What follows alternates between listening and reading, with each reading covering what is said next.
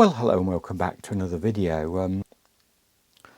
So I thought I'd like to do a video on this, and so you're all asking, well, what did you find in the cupboard?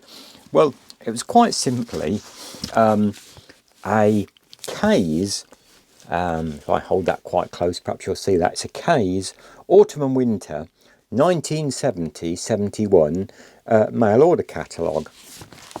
And it got me thinking. As you know, I like history and all this old junk that surrounds me, and I like history of all periods. I went off with somebody, I mustn't digress, I'm good at that. I went off with somebody on a walk only a couple of weeks ago to try and find the original Saxon village in our village. So I love, history.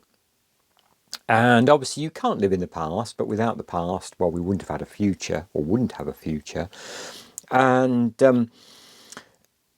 it got me thinking, this online shopping that has taken off, over the last few years. We think it's something new, we think it's something, marvellous and fantastic. And yet, when you actually look at it, and the historical side of it, the first mail order catalogue was launched way back in 1861 by a chap called Pierce Jones in Wales, in Newtown, Montgomeryshire. He worked for a drapery business and eventually set his own little drapery shop up, selling Welsh woolen goods and that kind of thing, blankets and all that, that goes with that. I mean, obviously it was very, wool and that kind of industry was very prolific then in that part of Wales, mid Wales, and he could see with the coming of the railways, by 1840 we'd got the better postage service with a penny black, and as I say, rail virtually covered the whole country by that point in time. And it's quite interesting when you look at the history of his online business, or not online, but his mail order business, I should say. I'm jumping ahead a bit there, aren't I? He was guaranteeing next day delivery of his goods back in 1861. And we think, often we can't, even today, sometimes Amazon can't guarantee that. Sometimes they can get things here within hours. So it's nothing new. And I believe this chap in Wales also, who set this first, catalogue up, mail order business, he was the guy that really invented the sleeping bag. I'll throw that little bit of in there as well for you. And so that's an interesting story, but that's digressing away. And I grew up with Kays Catalogue. My mum had been an agent, as you were in those days, for Kays, virtually right from the early 1950s. And you had a catalogue come twice a year. You had a spring and summer and an autumn and winter. And it was very much like a coffee table book in our house. And, you could thumb through it.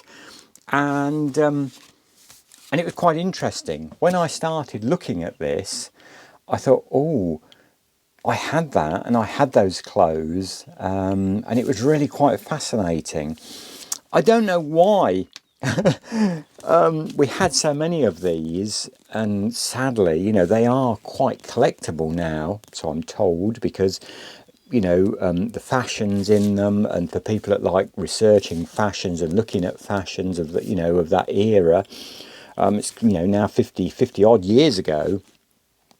I think why this one was kept, I deduce this, that it was a very unusual catalogue. They did it only for 2 or 3 catalogues, but this has both old pounds, shillings and pence prices, and also decimal prices as well, because in February 1971, for those there again old enough to remember that, and I certainly can, here in the UK we changed to decimal currency.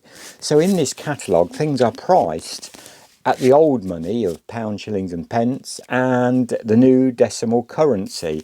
And I just think perhaps somebody, obviously we kept it because of that reason. But I thought I'd show you a few pages out of this. So I'll move the camera around and just reminisce for a little while, probably.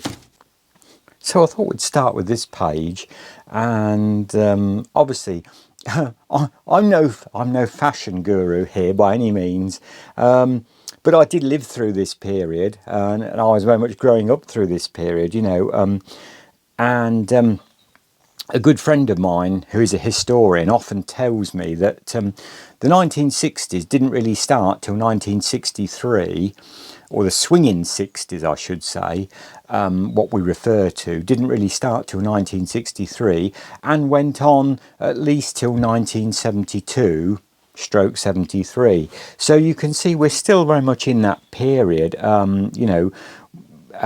We've got not only maxi coats, we've got mini coats, and look at the ladies on this page looking, as though they wouldn't be amiss in any Austin Powers film, would they?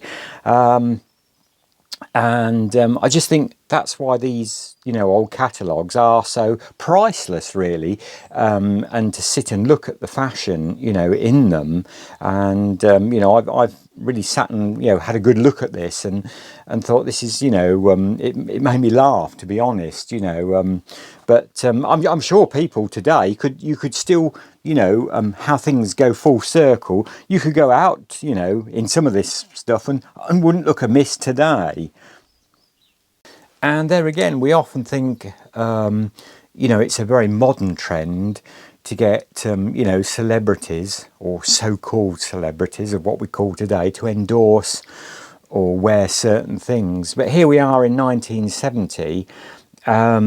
We've got Anita Harris, who was a dancer, singer, appeared in some films, and I think she appeared in some West End shows as well.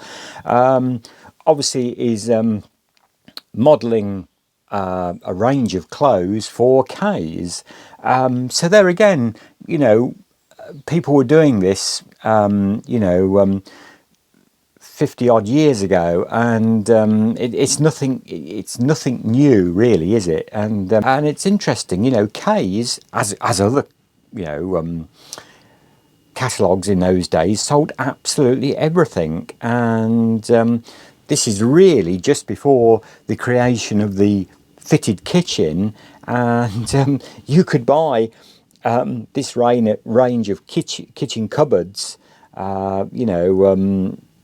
which would have been quite fantastic, I'm sure, to have in 1970.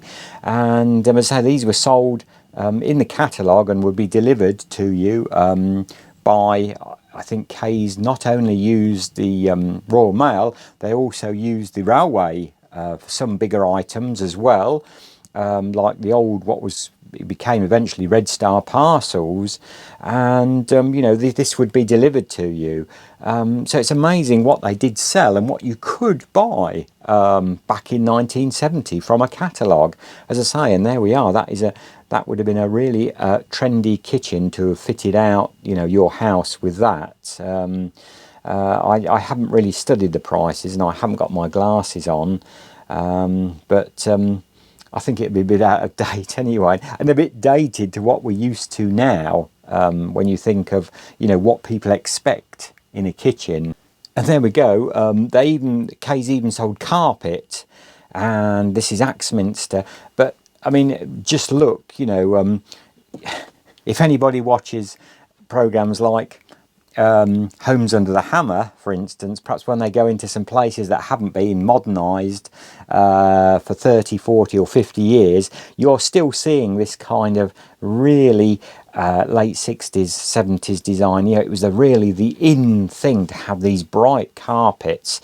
I mean, now it's at the moment in time, it's all very grey tones, isn't it? What the in colour is at the moment. But back then, it was all about colour. I mean, imagine having a bright orange carpet.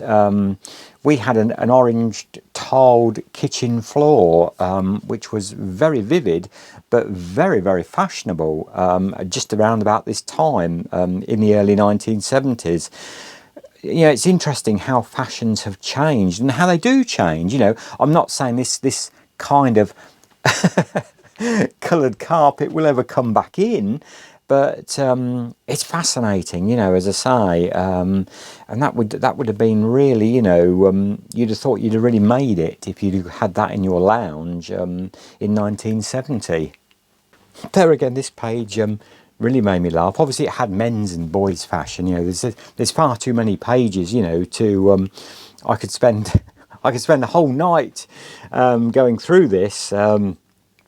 But I just thought this kind of made me laugh because as soon as I saw this boy in number 2, which is called an Aviator Jacket, I thought, oh wow! I thought I had that very jacket from this very club book, and I absolutely adored it and wore it until it was way too small for me. And in 1970, that was £6. What was it? I've got my glasses on now. I can tell you, it was £6.12, or £6.60 in the new decimal currency. So, it brought back some wonderful memories looking at this, as I say. And another thing, as soon as I, was there again, turned over a few more pages, I thought, oh, right. And I had this cord jacket and trousers that matched as well out of this book. And it's interesting, basically that is all the boys' sportswear there was, that sort of... that tracksuit. There is, it's interesting, there again, when you look back, there are no trainers in this book. There is nothing like that whatsoever. There's black and white plimsolls, which was sold for school sports, and some football boots, some boys' football boots and men's football boots, just a few pairs, but no trainers whatsoever. Plenty of, obviously, British-made shoes. So it's interesting there again how things have moved on to show what a diverse range, these catalogues did sell in those days. Here we have a wonderful array of lawnmowers from a Suffolk Punch, 2 models of that, and even electric version, and one of the first dinky little electric ones there, and some old hand cylinder mowers as well. So yeah, you could sit in your home and buy just about anything you wished for from the likes of Kays. There were many other firms that had mail order catalogues as well at that particular time. So it was a very diverse range of items that were for sale, and obviously that varied from the autumn and winter book to the spring and the summer book as well. And there again, they always had a good range of cookware and pottery and saucepans, and it kind of made me laugh when I saw this old Foley Tea Set. I well remember my mother absolutely loved that when she first saw it, and actually it was the first thing I think she bought in 1970 from this very book, and I've still got the set today, and it still comes out, although this cup is now chipped, but I've still got I think 5 cups and saucers, and even the cake stand as well. So there we go. That has certainly lasted the test of time after 52 years now, isn't it? Of course. So there we go. And I think that's a great indication of how times have changed, isn't it? The club book selling quite a large range of Valor paraffin heaters for inside use. Amazing. A lot of people still in those days, in 1970, still relied on paraffin heating, and there again, so far removed, from 50 years on, I think. In this autumn and winter one, with the Christmas period, there was always a lot of, children. There was many pages of children's games, and there's the famous game I had, the famous mousetrap game, and hats off, I also had that, and I've no doubt they more than likely came from the Kays Club book way back then. So, or Go for Broke, that one as well. So really happy memories for me, you know, looking back through this. It's amazing. So there we go. That's just a very little quick look at, as I say, a 1970s or 1970-71 autumn-winter Kays Club book. And maybe that evokes some memories for you. I mean, perhaps not, you know, as far back as that, but perhaps, you know, I mean, club books were popular right through to the sort of, you know, middle 1980s. Obviously, online, you know, I mean, I think there is one company called Freeman's that's still going, but I don't think it actually produces a actual book now like this. It would, if you think how much that would cost to print, and that was sent out free, and they must have sent many thousands, if not hundreds of thousands of these out to people. 2 a year were produced, and just to do all the photography and, you know, on that, and get it all ready to be going out, you know, as I say, because there was everything, you know, under the sun that you could buy, you know, in there. So there we go. I just thought I'd do that little video because I just found this and it was of interest to me, and it certainly did evoke some memories. Thanks as always for your kind comments, and thanks for watching. Please do think about subscribing, and as always, it really does help, and I really do appreciate it. And thank you. I love getting your comments, so thank you for those. And we'll be back with some future videos very shortly. And till then, my best wishes, and bye for now.